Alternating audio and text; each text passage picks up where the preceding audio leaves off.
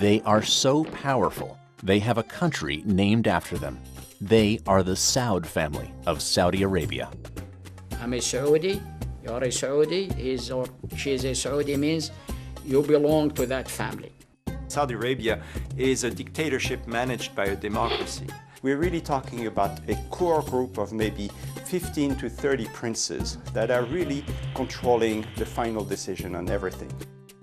A kingdom the size of Western Europe, with a quarter of the world's known oil deposits, riches that could tip the balance of global history.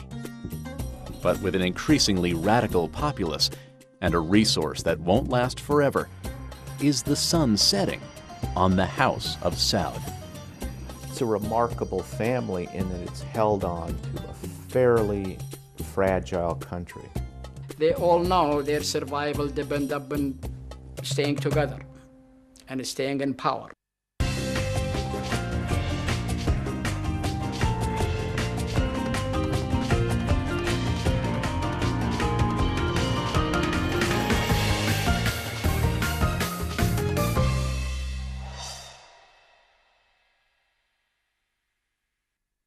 Each day brings further evidence that the ways we use energy strengthen our adversaries and threaten our planet. Western leaders point to Middle Eastern oil as one of the most pressing problems facing their countries. And to many, one nation is synonymous with foreign oil: Saudi Arabia. It was called the day the West woke up.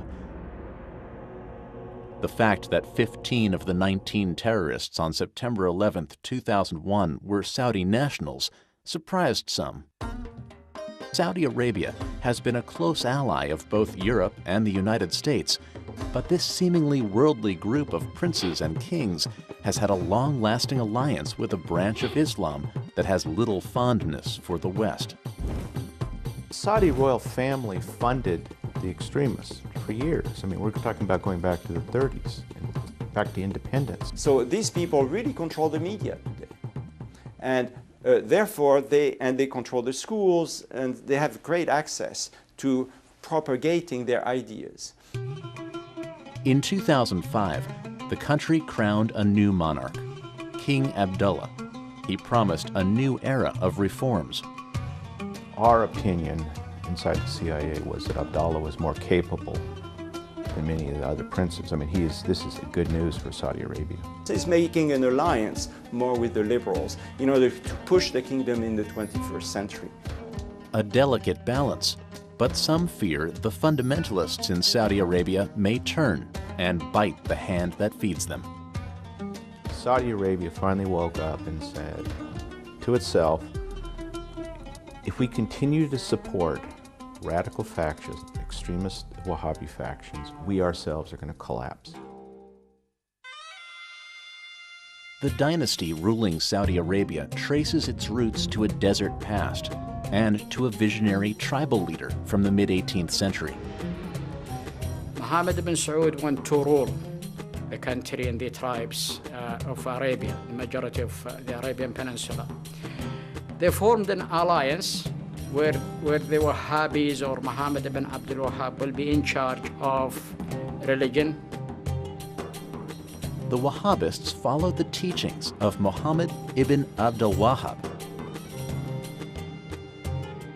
A Wahhab and his followers reviled other religions and especially adherents to other branches of Islam, like the Shia, who honor figures other than the original prophet, Muhammad.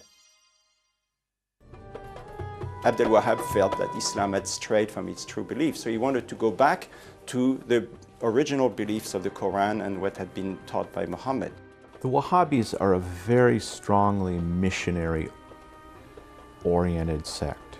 They believe that Wahhabi Islam will save Islam. They had this fierce religious ideology, the willingness on the part of the Ikhwan, the Brotherhood as they were called, to die in battle. Almost a willingness, a wish to die in battle. With the help of the puritanical Wahhabist holy warriors, the Saud clan conquered land throughout the Arabian Peninsula. In 1924, 5 generations later, Abdulaziz bin Rahman Āl Saʻūd, also known as Ibn Saud, finally took over the holiest sites in Islam, Mecca and Medina. Ibn Saud is often seen as an Arabian Lawrence of Arabia, but he was better than Lawrence because he actually fought.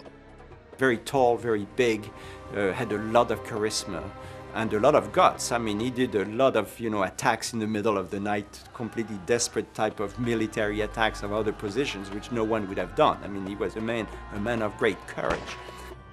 He united the area's warring Bedouin tribes through both violence and intricate alliances. Talking around the campfires, the Bedouin liked to joke about Ibn Saud. They said he's got two swords, a sword of steel, the one with which he conquered, and the sword of flesh, which he used once he'd conquered, and would marry the chief daughters of the tribe that he'd conquered, and thus bring that tribe physically into the union of the Saudi family. In 1932, he proclaimed this conglomeration of tribes between the Red Sea and the Persian Gulf his family's kingdom, Saudi Arabia, the Arabia of the Sauds. This patriarch and his 45 sons would rule into the next century in partnership with his religious allies. Wahhabi clerics were given wide control of the educational and legal systems. In the early 20s, Abdulaziz Āl Saud was able to really take the ideology of Wahhabism, and we might consider today that's the ideology of militant Islam, and to really make it into a political force in order to pull the tribes of Saudi Arabia together. And it's an Islam that we look at as abhorrent because it involves cutting people's heads off, enslaving women, and on and on and on, all the things, the popular cliches we know about. The kingdom survived, largely from revenues charged to the Muslims from around the world who make the annual pilgrimage, or Hajj, to Saudi Arabia's holy sites. He charged Muslims to make the Hajj to Mecca. They had to pay a fee to be allowed into Saudi Arabia, and that's how he lived, frugally. But then, in the midst of the Great Depression, a new source of revenue presented itself, one that would change world history. Oil had been found in nearby Iraq, Iran, and Bahrain. He was able to have the vision to know what he did not know. He knew that he did not know anything about oil, so he was not going to go look for it himself. He knew it existed, he knew he could bring a lot of money to the kingdom, so he hired the oil company of Southern California, SoCal, to look for oil, and eventually, it took them a long time, but they found oil. This precursor to today's Saudi oil behemoth, Aramco, gave the king $170,000 for the rights to drill. A drop compared to the many billions that the resource would one day produce for the royal family. This was a personal license to drill oil that Ibn Saud had granted in his lands. It was his money. And to this day, there is a sense in which the House of Saud consider the oil to be their own personal property. Along with news of our fuel oil shortages comes the fresh warning that our known oil reserves will be exhausted in 10 years at the current rate. Toward the end of World War II, Franklin Delano Roosevelt recognized the importance of Saudi oil to the United States and invited the king aboard the USS Quincy to officially open diplomatic relations between the countries. The desert monarch and the patrician from New York seemed to be so different, but Roosevelt scored points when he gave the aging warrior king his spare wheelchair. American firms have opened new fields abroad. Of these, one of the biggest and most important is Saudi Arabia. Beneath its blistering sands lies a near... With global shipping now safe again and a major customer secured, oil production resumed, and so did the flow of money.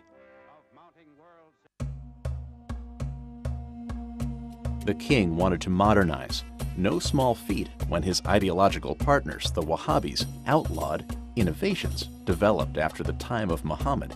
He wanted to attain modernity for his people while keeping his society as it was in the earliest days of Islam. This is a tall order, but it's a formula that he perfected and that enabled Saudi Arabia to maintain its puritanical religion and at the same time accept modernity that has come through to this day, I believe. And I think that was it showed amazing vision on his part. Ibn Saud arranged a special demonstration of how the telephone could work. And he had it call up a distant town. And he said to one religious sheikh, well, why don't you speak on the phone and see what you can hear at the other end? And at the other end, Ibn Saud had stationed another religious sheikh. And so when the religious saw that this work of the devil could in fact be used to make their own communications easier, they changed their mind. As the battle-scarred king aged and his severe arthritis increased, his kingdom seemed poised for either great wealth or oblivion. By the early 1950s, people around the world wondered, could the new nation last longer than its charismatic founder? Who would be the next king? The system of succession in Europe, in royalty, it tends to go from father to son. And if there's no son, we name a woman and then you have a queen. It doesn't work like this in a Bedouin system. In a Bedouin system, the family gets together and tries to find out who the most important leader is. Saudi Arabia is a dictatorship managed by a democracy. In other words, the royal family works solely by consensus. And any decision in the royal family has to be okayed by everyone. With the wrong successor, the fledgling country's vast wealth could be squandered, and the kingdom could quickly return to its desert roots. The kingdom of Saudi Arabia was propelled from a group of desert tribes to a modern nation. This happened in just a few decades at the hands of its founding king, known in the West as Ibn Saud. But in his waning years, Ibn Saud faced a problem. In the last years of his life, Ibn Saud relied very strongly on his two eldest surviving sons, Săud and Faisal. But most people who knew the two brothers knew that the second brother, Faisal, was the one who really had it in his head, the one who had the political ability. And so, before he died, Ibn Saud is said to have brought the two brothers together and asked that although one would obviously become king, that was Saud, and the younger one, Faisal, would become crown prince, they should see themselves as a partnership and should work as a team. On November 9, 1953, the warrior who established Saudi Arabia died in his son Faisal's arms. But Faisal was not the heir to the throne. I don't know why Saud was chosen over Faisal. Probably because he was more senior and had therefore more of a following in the rest of the family and was probably more of a unifier into the family. But he did not do well because he spent too much money too quickly and he brought the kingdom to bankruptcy basically. The new king, Saud, eventually built 10 palaces and in 1 year ran up $5 million in food bills alone. He gave solid gold watches to visitors, watches sporting his own portrait. They became known as Mickey Sauds. Saud was known as a mismanager. He was not what we would call a successful manager by modern standards. The country ran into huge deficits. He had a reputation for being more interested in the leisurely lifestyle than in the running of a country. Saud's extravagance even extended to his personal life. He had 52 sons and 55 daughters. Saud's brothers were concerned about the hemorrhaging budget, and their Wahhabi Muslim partners were concerned with his relationship with Egypt's Gamal Nasser, a proponent of socialism. Would the royal family council try to undo the will of the patriarch king? Would there be a coup d'etat?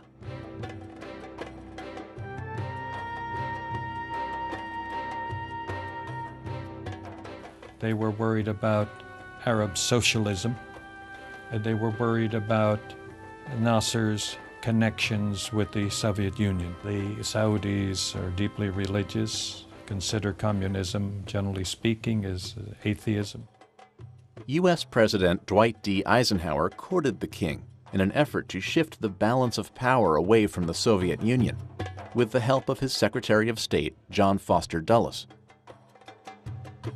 Eisenhower and Dulles had the idea for a time that Saud, representing the Saudi state, which was receiving more and more oil income, might be a useful counter to Nasser in the Arab world. Saud favored Eisenhower's economic aid over Nasser's movement, but the cash infusion wasn't enough. The family council moved to sideline Saud and put the crown prince, his brother Faisal, in charge of day-to-day affairs, a huge embarrassment to a sitting monarch. King Saud tried to regain power, but the deficits continued. He was declared unfit to rule and exiled to Greece in 1964. Even who the king is defined by the family. You know, you have to be very, very subtle and very careful on how you work this out if you want to maintain yourself in power. He simply was not up to running a country that was rapidly moving from the 7th century into the 20th century. The skills, the sensitivities, the sophistication, the administrative skills, he just didn't possess. He was a rather tragic figure. It was Saudi Arabia's bloodless coup. The deposed king died in 1969. King Faisal had already been the country's leader for years. President Kennedy supposedly said to Faisal, "Your Majesty, you're going to deny this, but there are slaves in your country, and I want them freed." And they were freed as a result of this meeting. Personality-wise, they were so different. Intellectually, they were so different. Saud, the last thing one would ever have said about him was that he was an intellectual. That wasn't his interest. Faisal was very well read, paid attention to all kinds of things. He was a very wise, able man. An austere figure with a surprising past. I understand that when he was a young man, he was a bit of a libertine at times. I can't say how much or just where, but that was what the stories were. In his youth, Faisal was known to live the high life, even on a humble picnic with friends. Oh, that was hysterical. That really was hysterical. And we prepared beef hot dogs and all the fixings for any picnic. And we went to the park in limousines yet. And I'll never forget Prince Faisal got a hot dog bun, put the hot dog, and caviar and whale salt on top of it. This was a trend that would be repeated again. Princes who break Islamic laws by drinking and carousing, who later become devout kings. Faisal soon became one of the most popular monarchs the region had ever known. King Faisal, I think you could almost call him the idealized king. He was tall, he was very distinguished looking, much more educated and worldly than any of the predecessors. This popularity meant that Faisal was able to launch ambitious plans to modernize the country. He built hospitals, schools, and initiated massive irrigation projects. Faisal, more than any other king in the kingdom, is the person who actually propelled the kingdom into the modern era. The man would work 12 to 14 hours a day, receiving petitions, seeing foreign diplomats, meeting with his cabinet. So he was unlike any other Saudi ruler I have known. He was a creature of work. He was the cleverest king they ever had, and in some ways revolutionary. And I'll give you an example. Girls' schools didn't exist until Faisal became king. And when he opened the first one, there were a lot of protests from the ulamas and everybody else. They wanted to tear it down, and he stood his ground and got away with it. One advance didn't go over well with the hardline Wahhabi clerics and their followers: the introduction of television. It was a hard pill to swallow for those who opposed any innovation after the time of Muhammad. There were actual demonstrations against this wicked Western invention that would bring these ghastly soap operas showing the decadence of the West into the Holy Land. King Faisal insisted that this was an innovation which, under control, could actually enhance education and pushed it through. One of Faisal's own nephews was killed during the ensuing skirmishes. There were riots in the streets, and one of the young men who was rioting was a prince and was killed by the riot police. But through his own example of piety and Bedouin tradition, he seemed to keep the extremists at bay. With his modernizations in place, he was able to wrest controlling interest of the country's oil company, Aramco, from Westerners. Saudis started to run the oil fields.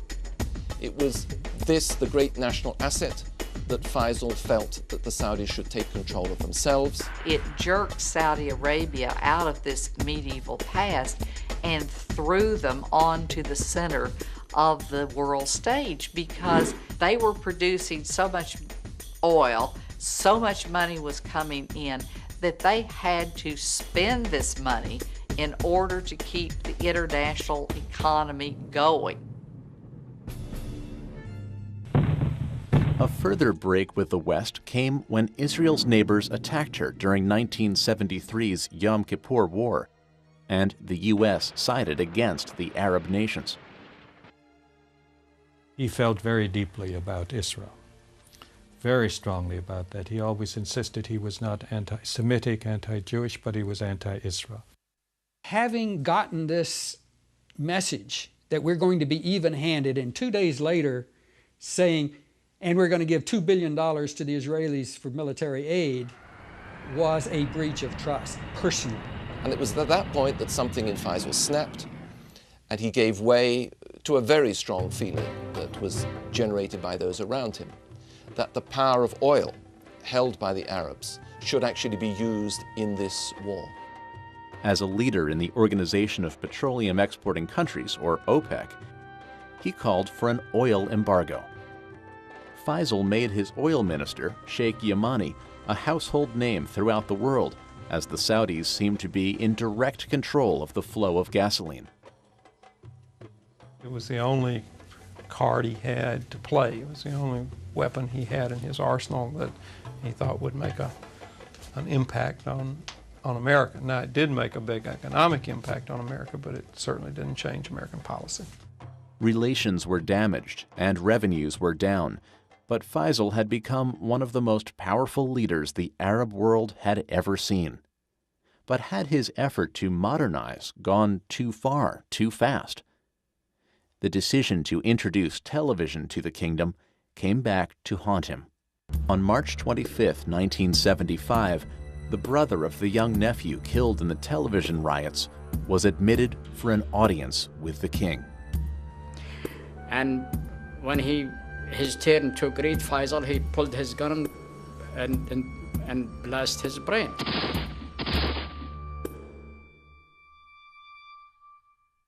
I was so horrified, I still am, to think a man of that caliber, a man of that dream, a man of that desire to make things better had to reach such a horrible ending. One could argue that because he was killed, in great part because of his belief in modernity, it really made the country realize that that's what you had to do. In other words, he was sort of a martyr to the cause of the future. The nation went into mourning. With this assassination, the question came far sooner than anyone expected. Who would take the reins of this emerging global powerhouse?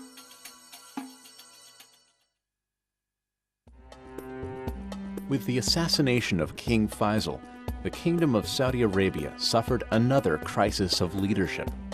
The royal family quickly chose a successor, an uncontroversial and little-known prince named Khalid. He became king as a sort of a compromise candidate because a lot of people thought Fahad was the de facto strongman at the time, even under King Faisal, because Fahad was sort of the main advisor to King Faisal. But Fahad, because of his reputation as a playboy and whatnot, did not always have the support of the rest of the family. So Khalid, who was thought by many people as not wanting to be king at all, sort of was made king as a peacemaker, as an interim personality until things could be sorted out. Khalid was more of a caretaker king, unlike Faisal, who was always busy running a government. Khalid was much more comfortable in the tribal environment. He was the least remembered person and all of these people. He did nothing. He was not interested in becoming a king. He spent most of his time out in the desert. King Khalid loved sitting in the desert. He loved his hawks. But as he got older, he wasn't so mobile. And so he had a sofa put into the back of an all-terrain vehicle and would go out hunting in that. During the reign of the caretaker king, there were major shifts in the Muslim world. In 1979, militant fundamentalists took over the mosque in Mecca. Saudi forces killed over 100 people. Taking over Mecca was truly for them a wake-up call. This cannot continue solving problems like this. The Saudis, remarkably, by the way, for a Middle Eastern country, backed away from violence. Just 1 month later, Afghanistan was invaded by the Soviet army. To the Wahhabi clerics, who were the royal family's partners, this was an unacceptable presence in the region. The Soviet Union was seen as godless. It was godless, and therefore a direct threat not just to Afghanistan, but to the whole Muslim community. In Afghanistan, Saudi Arabia was the full partner of the United States. We both agreed the best thing to do is just hand out arms and money. Saudi nationals went in droves to fight the Soviets, including a young Osama bin Laden. It was very successful for the Saudis and successful for us. The Soviets were defeated. And all these young mujahideen, paid and trained by the Saudis and to some degree paid and trained by us, were also victorious. But actions have consequences. Khalid suffered a heart attack in 1982. He died just 7 years into his reign. Khalid's legacy, the Saudi involvement in Afghanistan, would have major repercussions in years to come.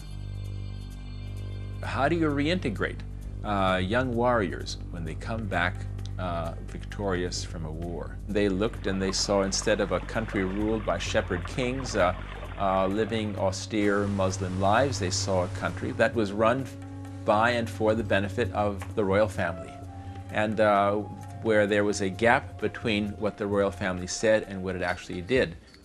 With Khalid's death, the crown prince Fahad became king. By reputation, he seemed the opposite of the austere Muslim that the Wahhabist populace expected of their leader. Word had it that he had once lost $6 million in a single night in Monte Carlo. He owned yachts, an estate in Spain. Even Fahad's weight was seen as a symbol of royal decadence. The king's weight would balloon up into, well over 200 pounds and perhaps a good deal closer to 300 pounds. And then he would go on these crash dives. But pretty soon you'd see him, and even in the flattering, concealing garments that Saudis wore, you could tell that there was a lot of king there beneath these garments. I think it added to the way people saw him as someone who was not as self-disciplined and with the same inner checks that someone like Faisal so totally had. The entire family came under scrutiny. One prince, Al-Walid bin Talal, was said to be worth nearly $20 billion before his stake in Citigroup plummeted during the bank crisis of 2008 and 2009. In one of his opulent homes, Al-Walid had 17 dining rooms, 12 elevators, and a private screening room. hardly the Spartan life of Wahhabist Islam, which shuns anything developed past the 7th century.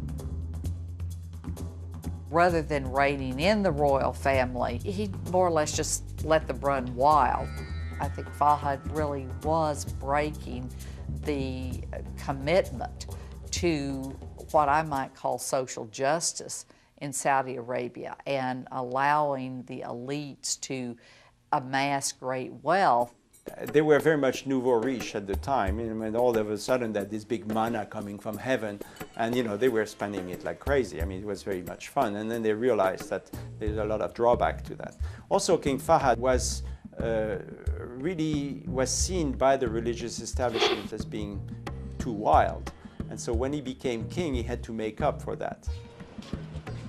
Even as the royals reaped their percentage of the oil profits, unemployment within the kingdom soared. You had this population explosion, more and more people who were needing education and needing health services, needing housing, and needing jobs. And the Saudis just were not producing the jobs that they needed in order to keep the population, satisfied. The discontented masses, trained in madrasa schools and funded by the Saudi government, were about to add another grievance. International forces, non-Muslim soldiers, were about to be stationed on their holy soil at the invitation of the royal family. In 1990, Iraq's Saddam Hussein ordered the invasion of Kuwait. An international coalition was poised to take Kuwait back. King Fahd, fearing that his kingdom was also in Saddam's sights, agreed to station foreign troops on Saudi soil. Saudis had always had a real fear and resentment of an American military presence in Saudi Arabia for two reasons. One, they are xenophobic, and the idea of armed foreigners in the country was very disquieting to them. Another thing that was of grave concern to them was that they consider Saudi Arabia to be sacred soil because it is the place where Mecca and Medina are. As if to counter the criticisms, Fahd continued to fund the religious right. He allowed the conservatives to take over society. And under the years of King Fahd, society became very, very closed. Women were not allowed to work when they were allowed to work before. Of course, they still are not allowed to drive. Foreigners were really kept aside, etc., etc. And they gave a lot of money to movements outside, proselytizing movements outside Saudi Arabia to push this conservative Wahhabi trend. And so the religious right was always reluctant to attack the royal family. I mean, they were the financiers. But the efforts didn't silence the most radical elements, especially since 5,000 American troops remained after the first Gulf War, a fact that made the top of Osama bin Laden's list of grievances. He uses the American presence to recruit some of these religious extremists who are trained in Saudi universities to literally hate non-Muslims. And look who is supporting the Saudi royal family. The infidels are supporting them, who happens to be having bases in our country. In November 1995, angry rhetoric turned to violence. A US-run training facility in Riyadh was bombed, killing 5 Americans and 2 citizens of India. King Fahd claimed to have found and executed the guilty terrorists, but US law enforcement agents complained that they had never been given access to the investigations. From our point of view here, of course, we viewed it as the killing of US servicemen, and therefore we wanted to be involved. But from the Saudis, it was on their territory, and they were going to lead the operation, and they were going to manage how it was investigated. The following year, terrorists drove a truck with 5,000 pounds of explosives into an international complex called the Khobar Towers. 19 Americans were killed, and nearly 400 people of various nationalities were injured. This was a strike at the royal family, bring it down. And I think it was vulnerable. And then, the events of September 11th, 2001. 15 of the 19 attackers were Saudi nationals. The alleged mastermind, Osama bin Laden, was also from Saudi Arabia. People around the world started to focus on the royal family and their relationship with the hardline Wahhabi branch of Islam. This was never planned by the Saudi royal family, but they allowed the Wahhabis to spend their money in places like Pakistan, and this is the result we're getting. Victims' families alleged that key Saudi figures funded al-Qaeda, including Prince Sultan, the defense minister, and Prince Turki al-Faisal, the ambassador to Great Britain at the time. Although we cannot prove that high-ranking Saudi officials committed this atrocity, we know for a certainty that they were the terrorists' travel agents who delivered them well-fed, well-trained, and well-equipped to the World Trade Center that day. Most of these allegations were dropped by 2005, but damage had been done. The Saudi monarchs threatened to divest of key investments in the United States. During this period, Fahd suffered a debilitating stroke, and Crown Prince Abdullah took responsibility for day-to-day operations. It was an excruciating period for the Saudis because they didn't know who was in control. So you had a huge power vacuum. Rumors swirled that Fahad's prominent full brothers, known as the Sudari Seven, weren't ready to give up power. The Sudari Seven they had a single mother from Sudair. It was the favorite wife of Abdulaziz, the founder of Saudi Arabia, and they had 7 boys out of this relationship, who were all very capable, politically well-connected, and have run the key ministries, key industries in Saudi Arabia, and they act as a faction. There were even whispers that Fahd was being kept on artificial life support to prevent Abdullah from taking the throne.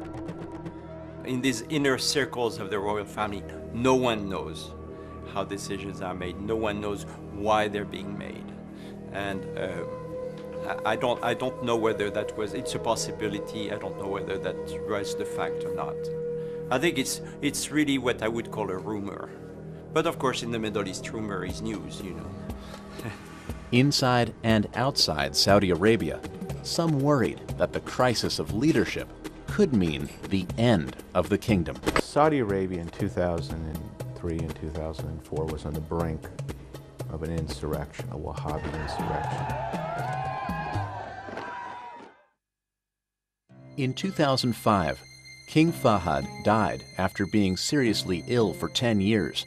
The Crown Prince Abdullah became king.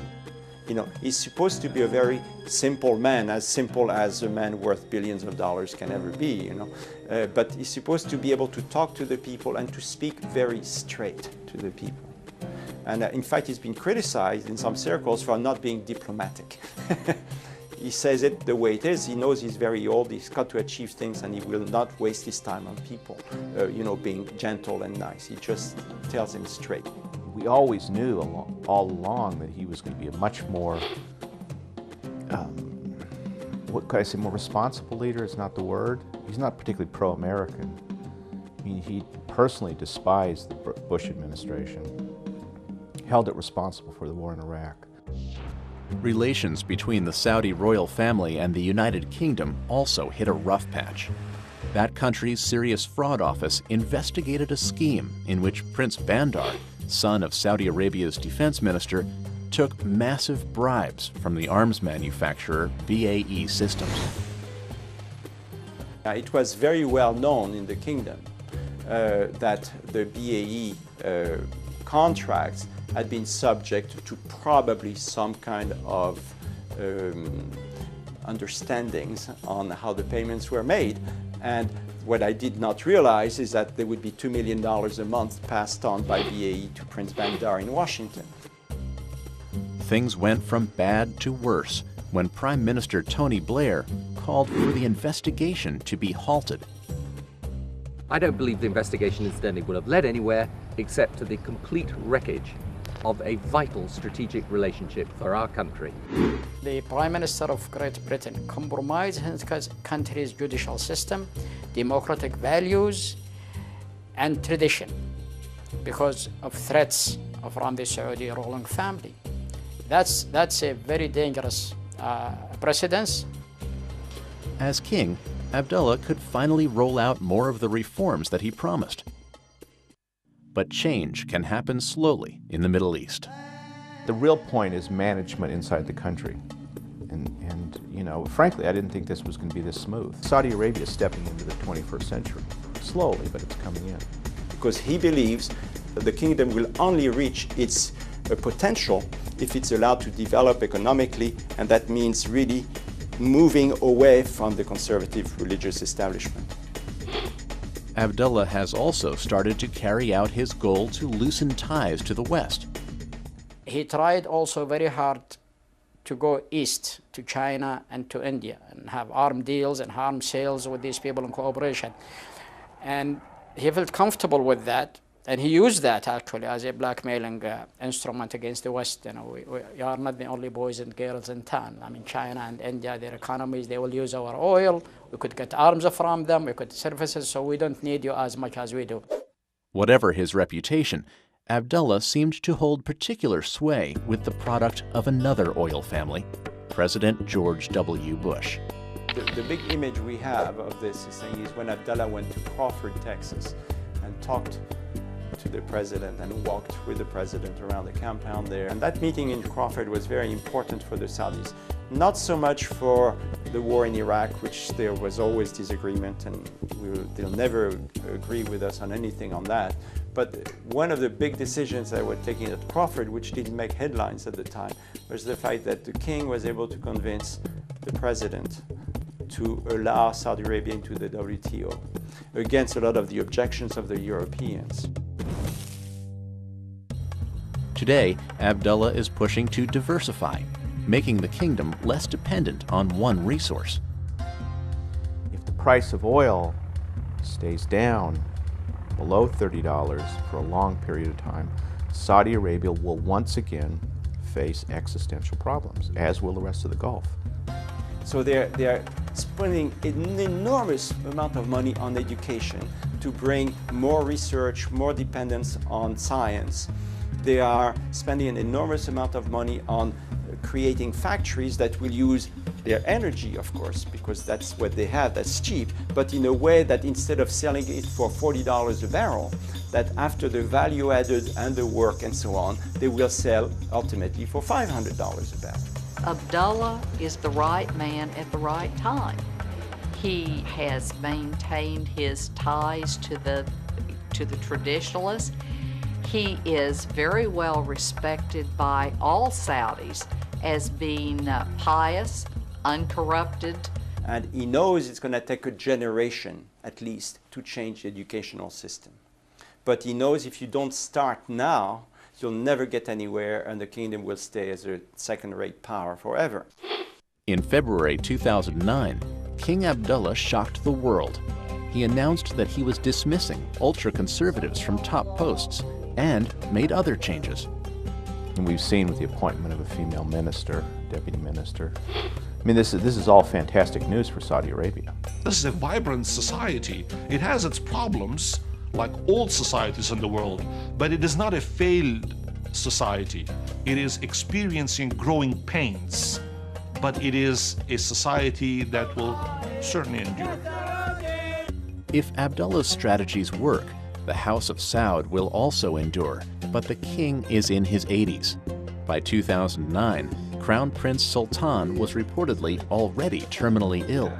Plus, the rest of the sons of the founding king are also of advanced age. The succession process is anything but a sure thing. Soon, a grandson, or even a great-grandson of the founding king will have to be chosen. And we don't know who's going to be next, but he has made it in such a way that whoever comes next will be very close to his views of where it should go. Many of them, the grandsons, are educated people. very detached from the past. I mean, from the Bedouin traditions like King Abdullah and his brothers. They grow up in semi-nomadic life and, like to the sword dance and go to the desert and hunt. These new generations grow up like many other generations with computers and public universities in the West and other places. So their value system has changed too. So there might be some positive changes in terms of spreading power a little bit, okay? But it will be a very interesting thing to see. In just a matter of decades, the Saudi royal family has presided over a nation's transition from a tribal society to a major player on the world stage. Despite all the internal and international turmoil, the House of Saud has retained its power. As the Saudis like to say, they're like a fist, and when they're threatened, they hang together. But I think the important question about the Saudi royal family is they don't shoot or poison each other. Because if they do, it's the end of the Saudis.